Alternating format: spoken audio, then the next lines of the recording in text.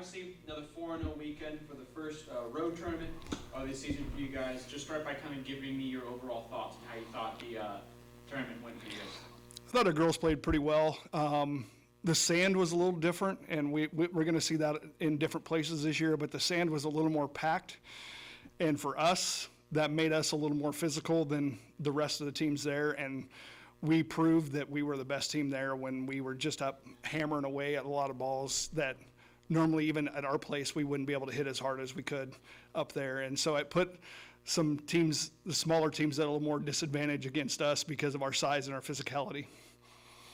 So obviously, I'm not sure if you kind of have read the articles. This is the fastest that this program has ever reached double-digit wins, taking only 12 games. Kind of, what does that speak to? The kind of players that you have, and or maybe more importantly, the culture that's being built within your program? Well, I think that it does come down to the players. It seems like they're starting to buy into what I've been teaching them, and it's showing on the court, and they're performing at a higher level than they did even last year. Now looking ahead, obviously another road tournament, although still staying in the state of Texas, heading up to Nacogdoches, taking on maybe a little bit of a step up in competition from previous tournaments, 3 Division I teams. What are kind of some of the things that you're looking for as you head to this Stephen F. Austin tournament? The biggest thing is, for one, their sand is deep. It is super deep, and so it changes the game that we like to play, that we want to play.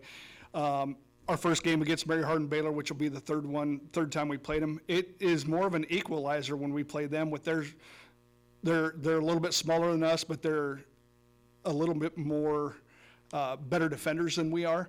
And so with us not being able to maybe jump out of the sand as high as we normally do, it might be a little bit more equalizer. So we can't even look past Mary Hardin Baylor in the first game. And then, like you said, it's 3 Division I schools, and we just got to come out and play. There's opportunities to maybe go 4-0 for the weekend, or there's opportunities that maybe we're going to go 1-3, 0-4, 2-2. Just depending on how we play and how we deal with the sand and the weather. If it's warm out there, they don't have as much wind there. It's surrounded by buildings, and sometimes it gets a little stale, and so it gets a little hotter than what it seems like the temperature is outside. So all those go into factor, and it's going to be better competition. SFA's, I think, a little more improved than last year.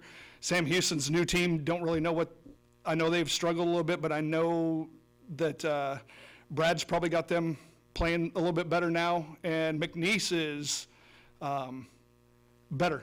I know they went 3-2 with UTEP like we did, so can't look past them either. And then last question for you here. Are there any kind of changes you're maybe looking? I remember you and I had discussed how as the season goes on, the pairs that you kind of have might be forced to change. Are we starting to see those effects? Are we still going to see a general same kind of lineup? For the most part, we're going to see the same kind of lineup. I've been looking at maybe changing our 5s and 6s around a little bit just to see what we can do, see if we can find some more wins down there.